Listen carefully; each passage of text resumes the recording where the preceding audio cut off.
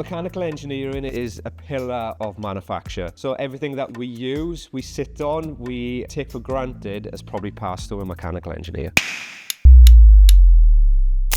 The BSc Mechanical Engineering course students will learn data collection and analysis using industrial software to ready them for actual use within industry. So computer-aided design, for example, be looking at team working skills.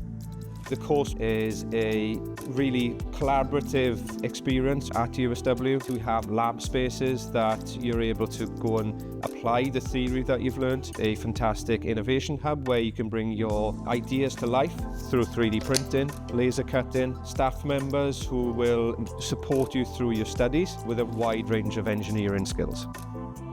The BSc Mechanical Engineering degree go into several different areas. We're looking at mechanical design, aerospace, maintenance engineering, production engineering. It's a super wide base.